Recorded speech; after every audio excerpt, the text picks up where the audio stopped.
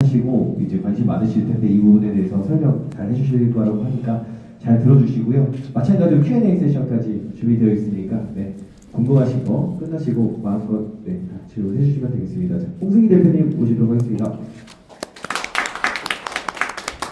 안녕하세요. 저 아시는 분들도 있고 안 계신 분도 있는데 지금 2차 수출 바우처라고 하는데 1차는 벌써 12월에 나와서 끝냈어요. 그래서 벌써 발표도 다 나왔고 한 상태에 있고요. 그 2차는 4월에 지금 나올 거거든요. 그래서 그때를 위해서 미리 준비를 하시면 좋겠다라는 마음으로 제가 이거 준비했고요. 저는 무역회사를 한 15년 했었다가 그다음에 컨설팅 한 10년 정도 하고 있고요. 여러 가지 일을 하고 있고 하고 있지만 이렇게 보시면 제가 글로벌 인증이나 정부 지원금 투자 쪽 이런 것들도 많이 하고 있고 기업 평가나 실무 해갖고 초기 그 창업하시는 분들 많이 제가 컨설팅 하고 있어요. 그래서 저희 내일과 저희 김영규 대표님이랑 거의 비슷한 일을 하고 있고요. 저는 제가 이제 포트폴리오라고 해서 잠깐 말씀드리면 기술적인 것들 많이 제가 좋아해서 그런 쪽을 많이 연계도 하고 그 로드맵도 많이 짜드리고 했었고요. 그다음에 그런 거에서는 엔지니어링이나 이런 거 제가 해드린 건 없는데 일단 사업 계획서나 이런 것들을 제가 그 어려운 것들도 많이 하는 편이라서 그런 것들을 하고 있었고 그다음에 청년 쪽이나 사회적 경제 쪽 제가 많이 했었어요.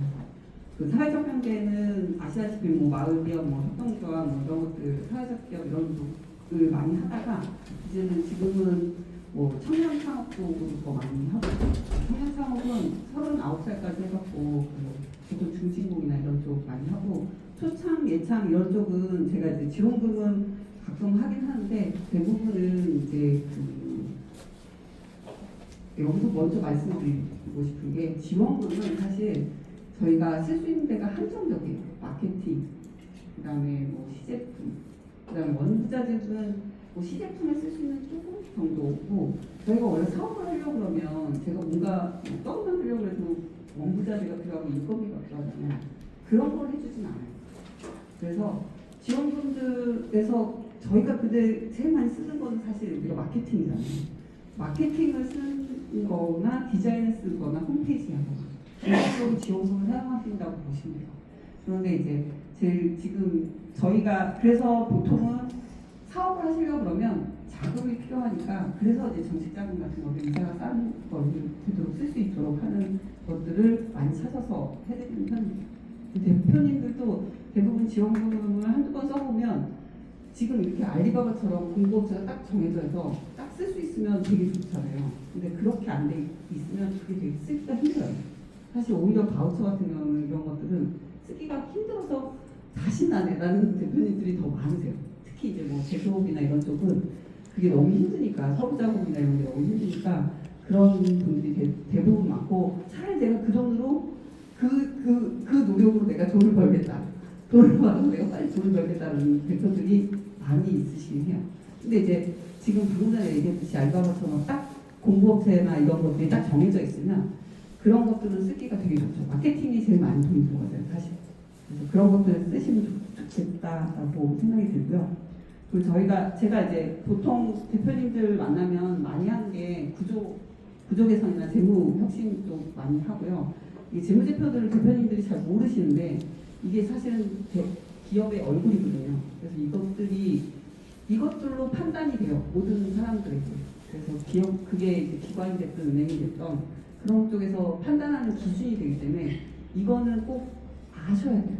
그리고 세무사님한테 꼭 물어보셔야 돼요. 그리고 뭐가 잘못됐는지 뭐가 잘 됐는지조차도 아셔야 돼요. 근데 이게 모른다 그러면 정말 공부를 하시거나 아니면 컴퓨터한테 물어보시거나 아니면 이 세무사한테 붙잡고 설명해 달라고 얘기를 하셔야 되는 게 기업이 이거 뭐예요? 라고 물어보면 아시는 분들이 대부분 없어요.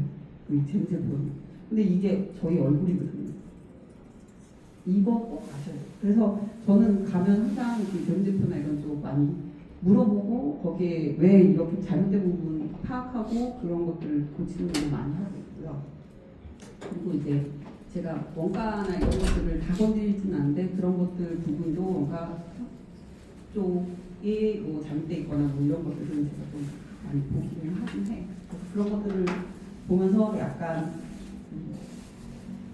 하고 있다라는 거고, 수출 실적은 이거 대표님들 지금 제가 오늘 수출 바우처 설명하려고 그러는데, 수출 바우처 하려고 하면 수출 실적이 있는 게 가정이거든요. 근데 수출 실적은 대표님들이 생각하기에 되게 어렵다고 생각을 하시는데 사실 되게 간단해요.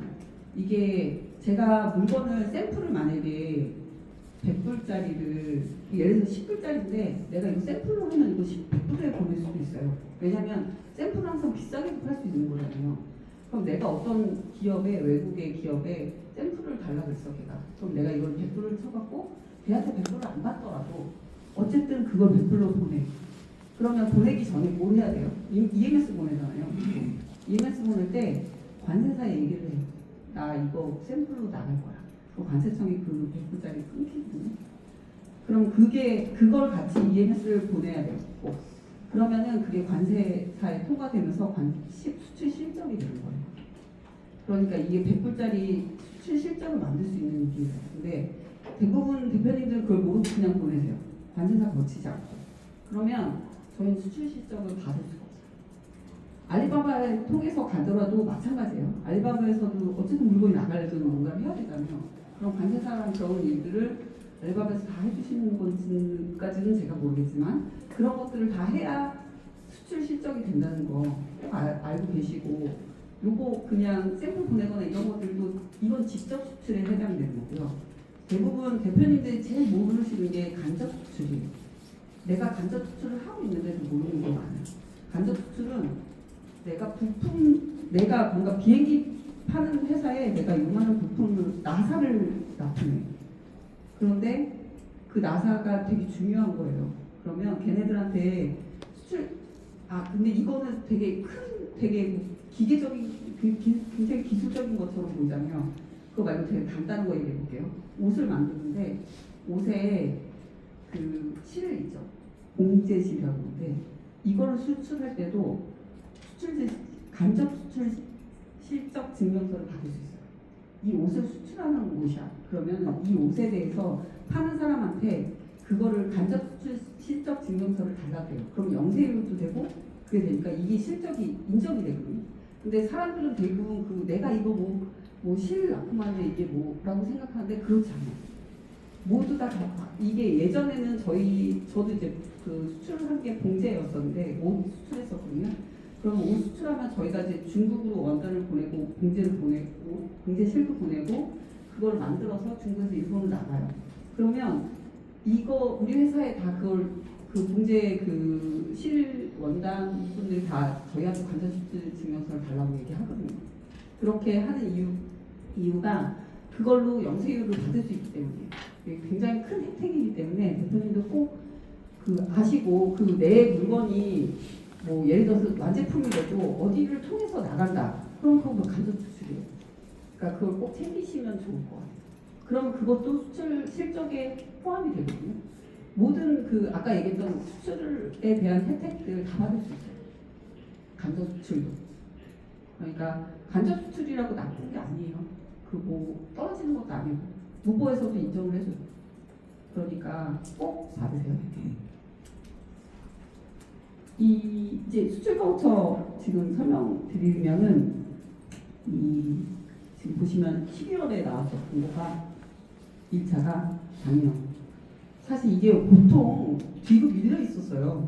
한 달 정도 빠르게 나온 거예요. 이게 그래서 원래 지금 좀 빨리 나온 거예요. 그래서 빨리 나오고 끝났고요. 요번에 이제 4월에 또 나올 건데 요 2차 하시면 돼요. 그래서 이거는 수출 실적에 따라서 다 다른 거기 때문에 요 다음 일장에 제가 말씀드릴게요.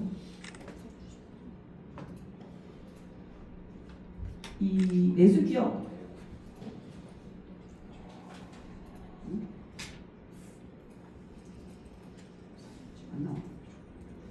내수기업. 자, 보세요. 이게 내수기업이랑 초보기업이랑 유망기업이랑 성장기업이랑 단소기업 있잖아요. 죄송해요. 이게 산업부랑 중기부랑 또 지역이 또 따로 있어요. 근데 이 산업부는 사실 약간 좀 뽑는 것도 적게 뽑고요. 그리고 되게 뭐 소부장이네, 뭐 그린이네, 소비재네, 서비스네 이런 걸로 다 나눠서 있어요. 분야별로 나눠 있고요. 저 산업부는 산업부니까. 근데 중기부는 중진공이라고 해서 보통 우리가 이제 중진공 그 신청하는 그 중진공인데 거기에 실적별로 여기 나와 있어요. 그러니까 내가 얼마나 했느냐, 수출을 얼마나 하느냐에 따라서 다 금액이 이제 뽑는 개수가 다르잖아요. 그 대신 올라갈수록 금액은 커집니다. 그래서 수출 단계별로 이제 맞춤 지원을 한다는 거 보시고요. 그 다음이 이제 요 아까 지금 얘기했던 그 중기부, 저희가 오늘 얘기할 건 중기부라서 중기부에 있는 지원 대상하고 지원 한도하고 국고 보조율입니다. 근데 이게 이제 매수기업은 그 아까 얘기했던 전년도도 1,000만 불 미만이죠. 그러니까 1,000불 미만이면 그 미만을 다 된다는 얘기예요. 그러니까 어쨌든 내가 조금이라도 한다 그러면 아까 얘기했던 100불이라도 한다고 그랬다면 이거 들어갈 수 있다. 내가 샘플하고 내가 분석으로 나갈 건데 이거 해줘 라고 할 수 있다는 거예요.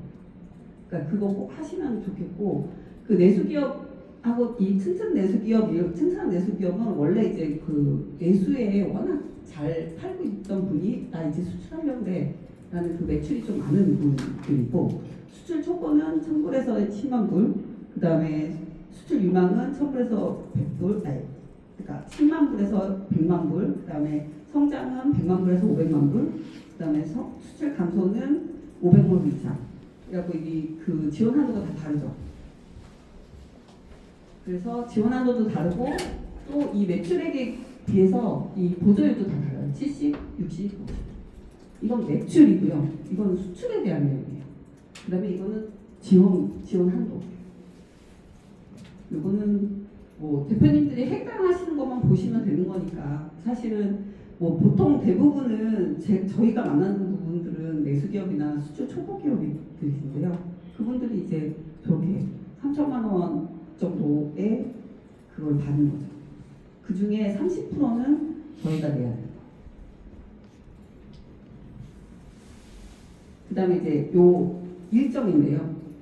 저건 1차 공고 때 일정이라서 보시면 그 접수하고 난 다음에 선정이 3월이죠. 그 다음에 협약 체결이 지금 3월 선정 후에 되는 거고요. 그 다음에 바우처 발급 하면 그 다음에 바로 이제 사용해갖고 11월 말까지 사용해요.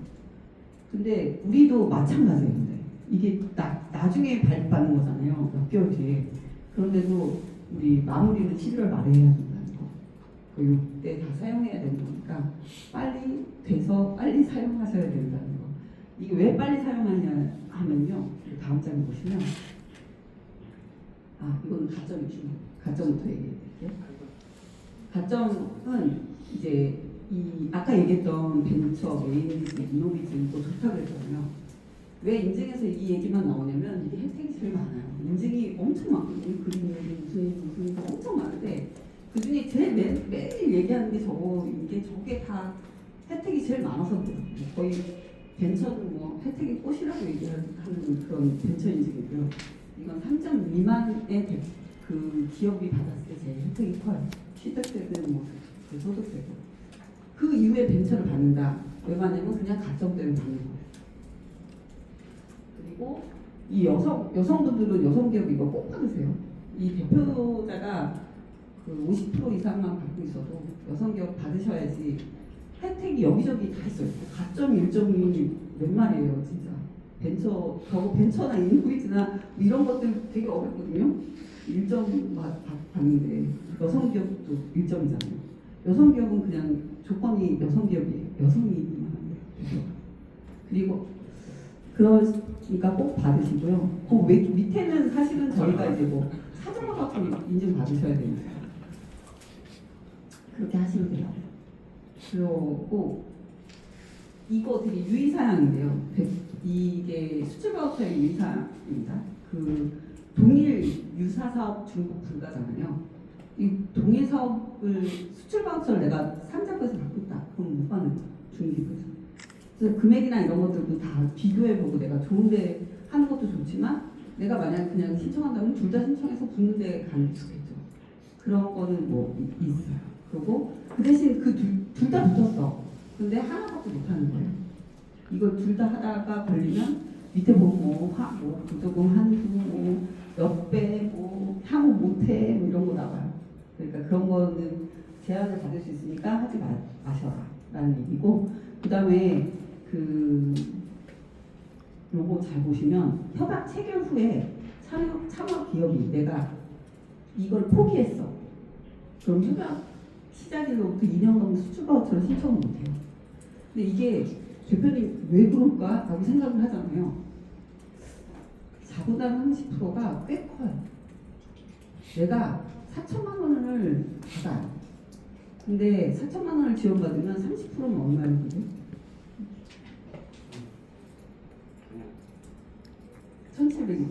1,700만 원을 내가 내야 돼 먼저. 크죠? 그러니까 그 1,700만 원이 없어서 이걸 포기하는 사람들이 있어요. 싫거든 약간. 뭔가 내가 손해보는 거기도 하고 이거를 내가 1,700원 먼저 내? 이런 느낌이 들고. 이게 목적이 확실하면 돼요. 근데 목적이 없이 일단 지원금이니까 해봐. 이런 사람들은 잘 못해요. 못 넘어가요. 제가 근데 이 얘기를 하면 2년 동안 못해요. 그래도 포기하시는 분 봤어요. 저는. 왜냐면 이 바우처라는 게 쓰기가 그만큼 힘들고 공급업체가 확실하지 않으면 안 쓰거든요. 그래갖고 뭐 해서 뒷돈 챙겨 먹거나 뭐 이런 거를 하게 되는데 그럼 또 나중에 문제가 돼요. 그러니까 이렇게 제가 지금 알리바바에서 하고 있지만 이렇게 확실하게 금액이 딱 정해져 있잖아요. 보통 바우처를 왜 포기를 하냐면 바우처를 쓰면 내가 홈페이지를 만드는데 500이면 만들 수 있는 거를 바우처를 통해서 2,000을 내래. 그럼 하시겠어요? 안 하겠죠. 근데 그런 일들이 있어요. 바우처라고 비싸. 그럼 하기 싫잖아요. 근데 알리바바는 정해졌죠, 금액이. 그러니까 그렇게 딱 그렇게 광고비로 내가 쓸 수 있다면 그게 제일 좋죠. 그 정해져 있는 금액을 내가 다 쓸 수 있어요. 그래서 이렇게 포기하지 않는 거가 되게 중요하고요. 협약 시작한 다음부터 이것도 마찬가지예요. 시작하는 이유는 미제출하거나 분담금 30% 미나 시 사업 포기로 간주한다잖아요. 그럼 포기 되는 거예요. 그러니까 사정 능력 없이 선정 취소되거나 그러니까 그것도 주의하셔야 되고요. 그리고 바우처 요것도 주의하셔야 돼요. 바우처 사용률이 85% 미만입니다. 이게 내가 해놓고 왜 이걸 85% 미만으로 사용할까 싶죠? 이것도 마찬가지예요. 쓸 곳을 못 찾아요.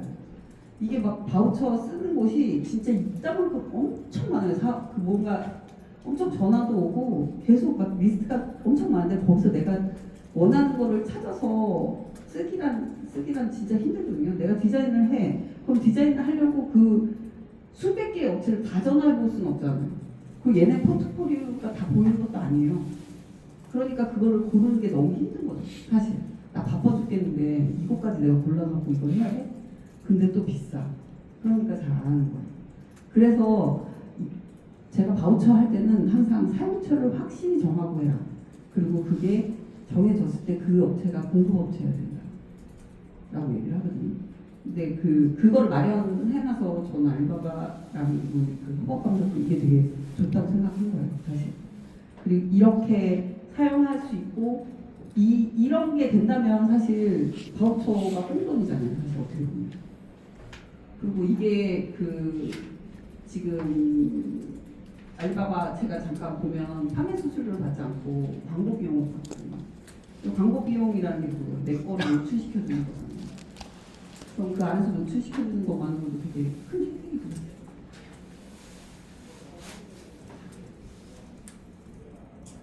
그리고 수출 바우처도 그렇고 수출 실적증명서도 그렇고 약간 이거 받을 때 공인인서가 달라요. 그래서 보통 범용을 써야 되거든요. 근데 법령 공인인서 비싸잖아요. 근데 그걸 사래. 너무 이게 뭐지 이런 느낌이 들어요. 저도 그랬었고. 그래서 이걸 꼭 사야 되나요? 라고 나는 생각을 했는데 그 다음 장에 보시면 그래서 이제 쿠트라에서 만들었습니다. 10,000원짜리를 1년에 10,000원. 이거를 범용은 아니고 이거는 이 수출 바우처 용이에요.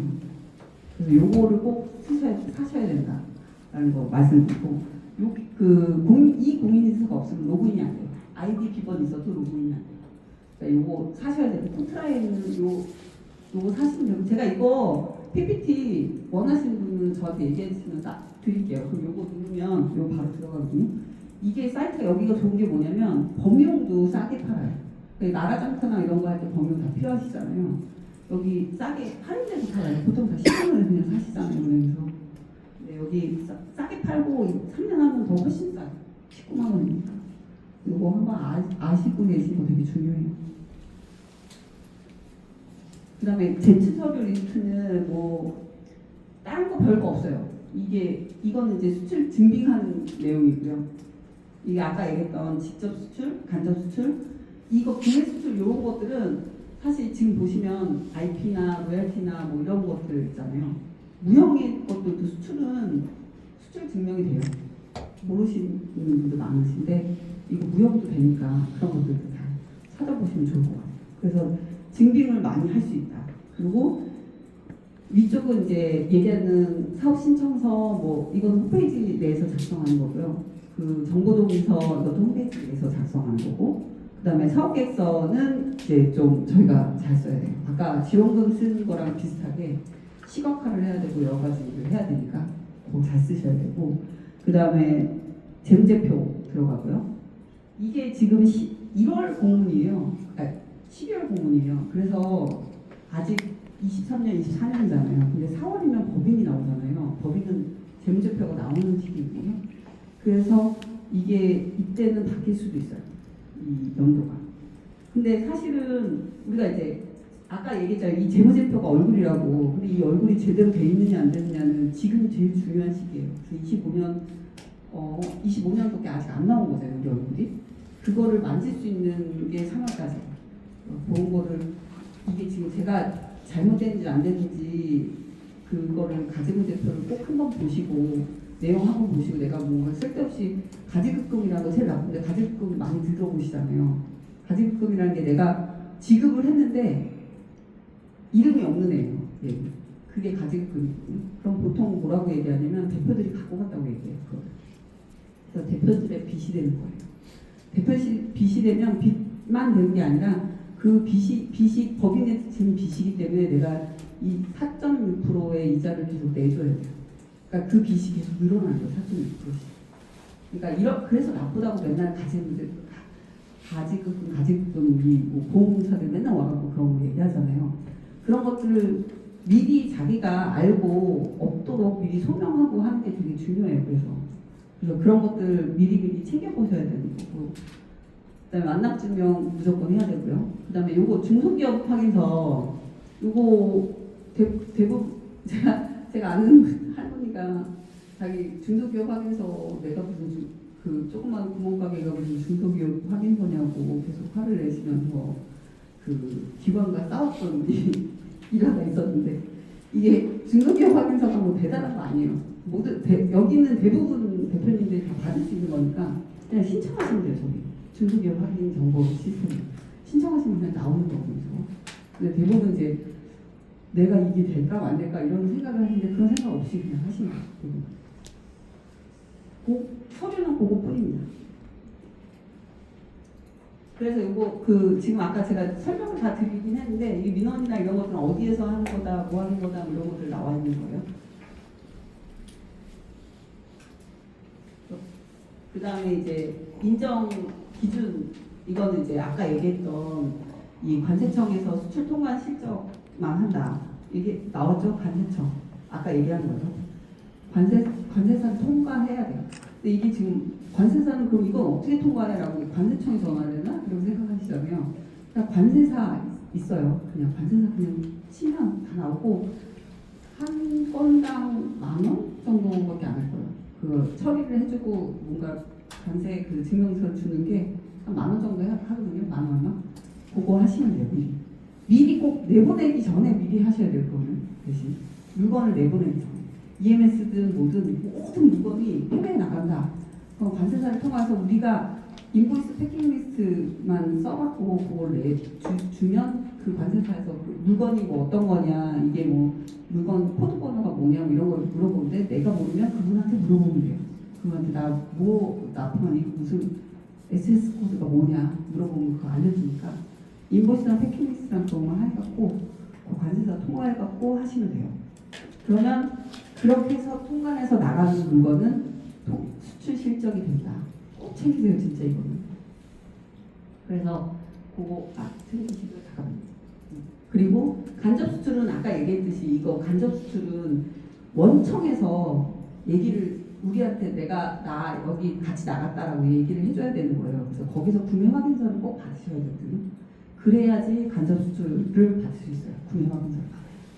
그래서 그거는 그렇게 아시고 기타 수출은 뭐 그 증빙 이건 다 무역 협회에 다 물어보면 너무 친절히 잘 가르쳐줘요. 아니면 저희한테 물어보시면 되고. 그다음에 바우처 서비스 메뉴판이에요. 이게 아까 얘기했죠.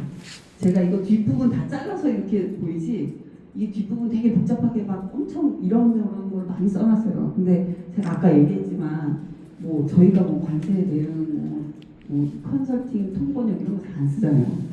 그래 역량 강화 교육 뭐 이런 거 쓰겠어요? 저희가 이런 거 많이 써갖고 돈 엄청 많이 받아요. 이거 몇 천만 원씩 받거든요. 굳이 저희가 이런 걸 할 필요가 없잖아요. 실질적인 거는 사실 지금 제가 이렇게 얘기했던 것들 특허 많이 쓰는 거, 홍보 광고, 홍보 영상, 그다음에 디자인 개발 이런 거 많이 쓰세요. 그래서 사업계에서 쓸 때는 만약 제가 알리바바에 올인한다고 해도 이렇게 몇 가지를 찍어갖고 쓰시는 게 좋아요. 그리고 나중에 바꾸셔도 돼요. 그러니까 그거는 이렇게 그 실질적으로 내가 쓸만한 것들을 써놔. 그래서 그것들이 그리고 제가 아까도 얘기했지만 그거를 쓰면 어느 업체에 뭐 쓰고 뭐 견적서나 이런 거 다 받아주냐면 그런 건 아니에요 아직까지는. 그러니까 그 대신 있으면 더 좋기는 해요. 왜냐면 이런 사업계 썼을 때 정확하게 내가 뭐에 쓸 건 내가 이거 이렇게 써갖고 이렇게 개발해서 어떻게 나갈 거야. 내가 이거 이렇게 개발해서 이거 다 만들었는데 요거 마케팅이랑 디자인이 좀 모자라갖고 내지는 이게 해외 걸 많이 만들어주는 내가 국내 거가 팜플렛이 다 있는데 외국 거 만들어서 이렇게 하려고요. 아니면 뭐 이런 것들을 많이 써주는 게 좋으니까 그런 내가 뭔가 이거를 해서 이 제품이 좋아를 얘기를 하는 게 아니라 이 제품은 이런 좋은 점이 있는데 어떤 문제를 해결하는 이런 좋은 점이 있는데 이거를 갖다가 어디에다 어떻게 납품하면 납품을 하려고 그러는데 이거 하려면 뭐가 필요해. 예를 들어서 뭐 팜플렛이 영어 팜플렛이 필요해.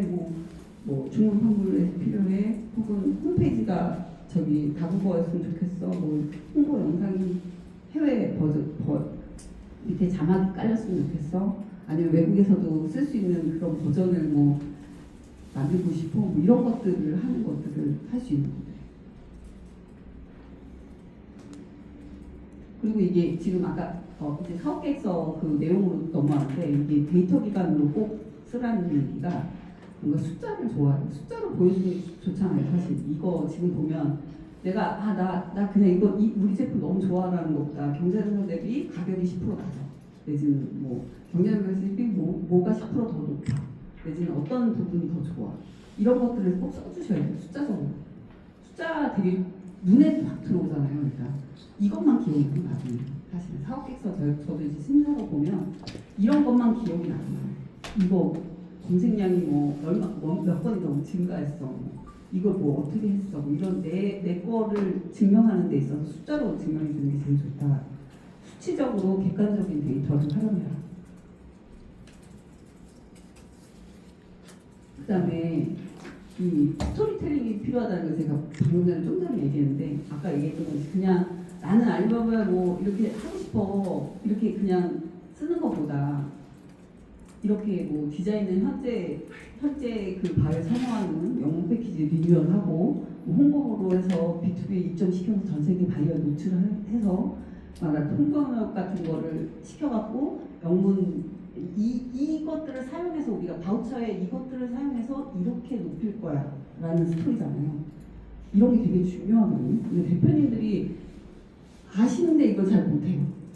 이게 얘기할 때 이게 어디 가서도 다 필요한 일이에요. 이게 기관에서도 그렇고 모든 데서 다 이런 걸 원하거든요. 사업계획서도 그렇고. 근데 대표님들이 이런 거를 쓰시다 보면 계속 내 제품이 좋고 다른 제품 어떤 게 문제가 계속 있고 그것만 얘기해요.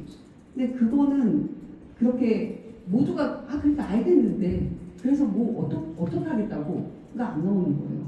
그러니까 이거를 사용해서 뭐 어떻게 하겠다라는 게 나오면 제일 좋겠죠. 그거를 통해서 무슨 결과를 낼 건지.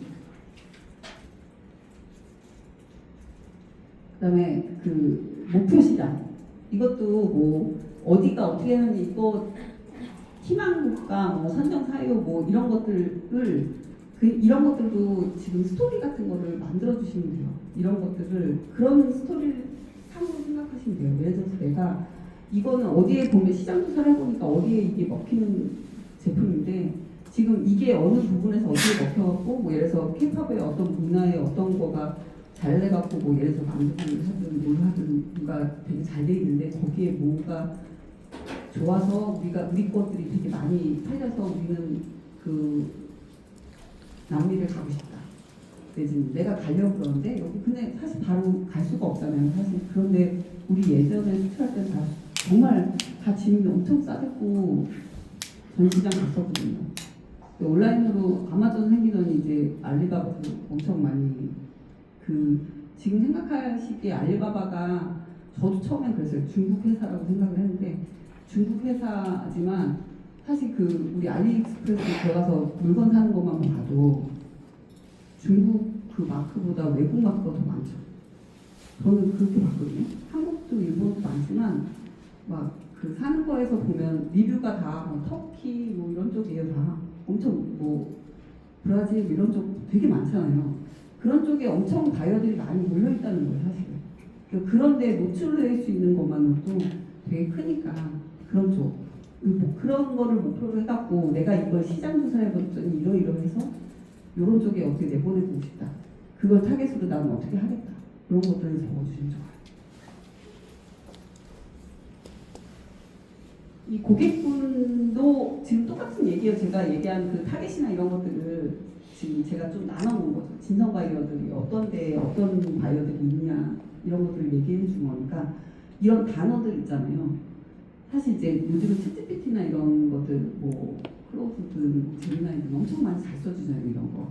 근데 꼭 한번 숫자나 이런 것들 링크 같은 거는 걔네들한테 꼭 한번 찾아보셔야 돼요. 야, 너 이거 어디서 갖고 왔니? 링크 한번 꼭 찾아보셔서 숫자랑 이런 거 꼭 확인하시고 걔네들이 보통 갖고 오는 거에 그 그래프나 이런 거 다 갖고 오거든요. 그런 거 있는 거를 갖고 온 애들이 많아요. 그럼 그거를 우리가 또 쓸 수 있어요.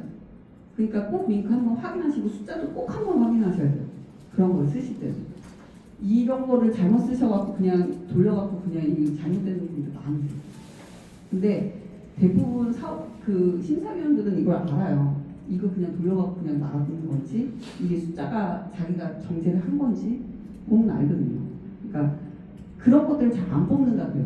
왜냐면 약간 AI 쪽은 딱 보면 공허하대요. 사업객서가 공허하대요. 다들 그러더라고요. 공허하대요. 그래서 그 공허함이 뭐냐면 약간 미사오들이 너무 많이 들어가 있고 일단 내가 얘기하고 싶은 포인트를 일단 AI를 쓰더라도 내가 하고 싶은 포인트를 넣어서 AI를 만들면 결과가 달라요. 근데 내가 하고 싶은 말이 없이 그냥 돌리면 공허함이 나와요. 그 대신 내가 하고 싶은 말을 집어넣었을 때 얘가 나오는 것들은 좀 더 거기에 고급지게 그 다음에 단어도 더 고급지게 쓰게 하고 그 다음에 거기에 좀 더 플러스 요인 같은 거를 넣기는 해요. 그러니까 그런 것들을 내가 참고할 수는 있어도 그걸 다 믿지 말아라. 그리고 아무리 좋아졌다고 얘기를 해도 그렇지 않아요. 그러니까 꼭 한번 다 확인하셔야 될 겁니다. 숫자 같은 경우 특히.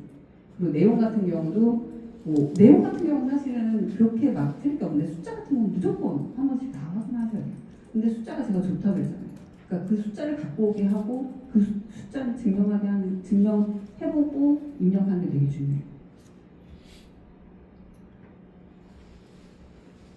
그리고 인프라는 지금 아까 얘기했듯이 이게 수출 인프라 구축도 그러면 뭔가 인프라 그러면 사람을 넣어야 되는 이런 느낌이잖아요. 근데 여기 물적 디지털 마케팅 자산 같은 것도 넣어도 돼요. 예를 들어서 우리가 팔로워가 얼마가 있네, 어디에서 어떻게 구독자가 얼마나 있네, 이런 것들도 쓰시면 되는 거니까 그런 거 쓰시면 되고 전단 인력이 없더라도 본 사업 해갖고 이런 사람을 채용하고 싶다 이런 거 좋잖아요.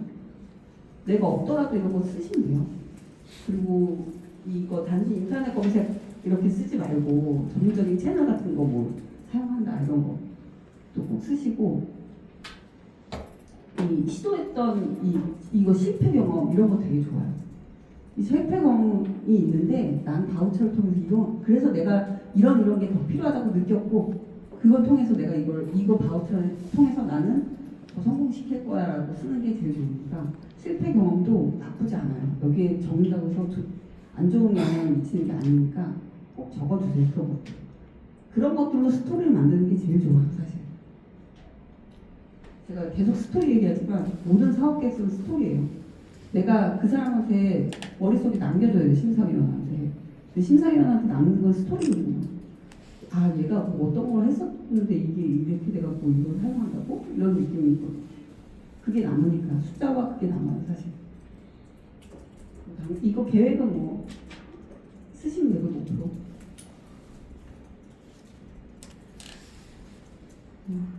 이 KPI 지금 아까 얘기한 그 단기계획 그 중기계획 단기계획 장기계획이 이 KPI잖아요. 전략적 KPI를 적으라는 거거든요. 계획적으로 뭔가 내가 KPI가 목표예요. 성과 목표를 내가 정하는 거예요. 이때까지는 뭘 할 거고 이때까지는 뭘 할 거고 이때까지는 뭘 할 거야. 나는 그거를 숫자적으로 꼭 쓰셔야 돼요. 보세요. 제가 다 숫자 넣었죠. 20건, 10만 부, 100건, 24시간 응답 이런 다 모든 걸 이렇게 숫자로 적어주는 게 KPI예요. 내가 KPI가 그 단기 목표나 이런 것들은 다 이렇게 목표로 정해서 내가 유럽에 진출할 거야 끝 안 돼요. 무슨 말인지 아시죠? 유럽에 내가 바이어를 몇 개를 만날 거야. 내가 얼마큼 유럽에 몇 개국을 내가 가서 거기서 그 바이어를 얼마만큼 만나서 그 바이어 중에 내가 2개를 성공시켜서 목표 얼마까지 할 거야. 이렇게 하는 게 좋아요. 그게 허용되더라도 어쨌든 내가 거기를 택한 이유가 있고 그러면 그게 어쨌든 그 사람들한테는 머리에 남으니까요.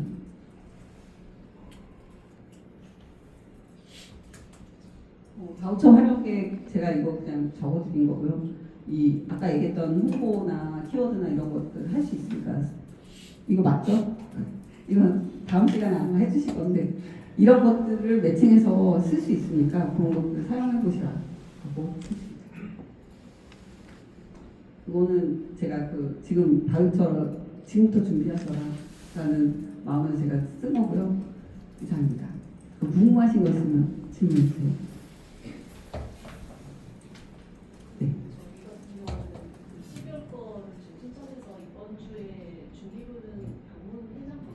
실사 정세. 네. 광주에 그 산업과 중으로 학과가 있더라고요. 네네. 그래서 산업부 쪽이 좀 더 항목이 수출의 항목이 좀 더 많았던 것 같은데. 금액이 큰가요? 그러니까 맞는 거 하시면 돼요. 사실 제가 알고 산자부도 되나요? 안 되나? 발표 시간이 3분 후 질문 시간이 4분 정도 더라고요. 아 거기 발표 나가서. 네. 중으로 이제 하면서 집중적으로 좀 팁을 주신다면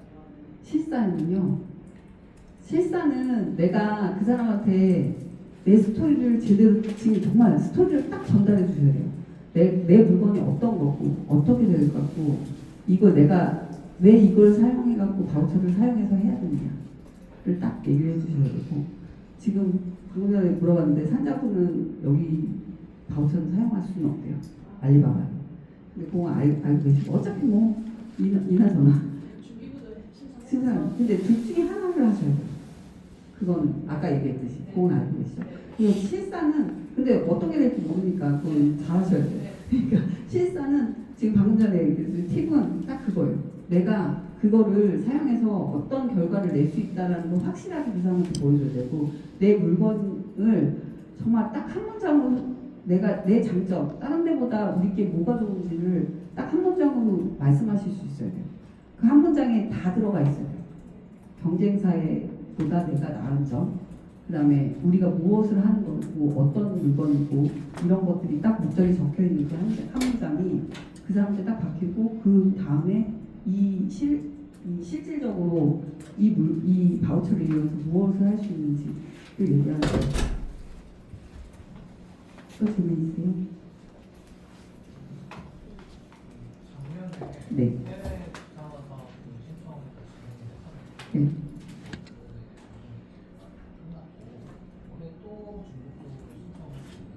지사 사업은 이걸로 할 수 있죠. 수출 바우처가 끝난 거잖아요 지금. 협약이 끝났으면 가요. 네. 내수기업으로 중국으로 이게 뭐 5번까지인가 몇 번까지 되는 걸로 알고 있어요.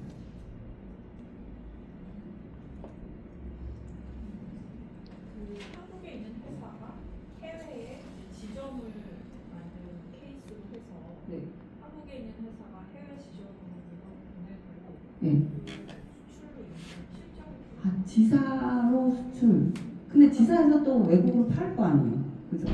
그러니까 아까 이제 뭐 지점이라는 지점에 관련된 그 내용이 PPT에 있었는데요. 네. 그거에 대한 질문인데 네. 그 지점이 해외에 있어도 그 지점은 그거였었어요. 제가 설명을 그걸 놓쳤는데 이게 그 본점이랑 지점이 있는데 지점으로 신청하느냐 본점으로 신청하느냐. 근데 지점으로 신청하면 본점에서는 사용할 수 없어요. 그러면 이제 비슷한데 좀 다른 질문인 건데 한국에 A라는 회사가 있어요. 네. 근데 뭐 미국에 이 A라는 회사가 투자를 해서 네. B라는 회사를 만들어서 그 연결된 거잖아요. 네. 이렇게 수출되는 거는 수출로 잡혀요? 그거 수출 같은데? 그거 한번 무역회사에 그러니까 무고에 전화해보면 그건 다 나오는데 왜냐면 이게 그 회사, 그러니까 회계 처리가 어떻게 되는 거예요? 우리는 메인 매출을 잡잖아요, 어쨌든. 그러면은 제가 보기에는 수출일 것 같은데. 왜냐면 거기에 나가갖고 어쨌든 외국에 나가는 거 네, 아니에요? 맞아요. 외국에 나가서 나가는 거 아니에요? 네, 그러니까 제가 보기엔 수출로 잡을 수밖에 없을 것 같아요. 그렇죠. 다시 들어오지 않아요. 네. 수출을 하는 이유가 우리가 수출이 영세율인 이유가 뭐예요?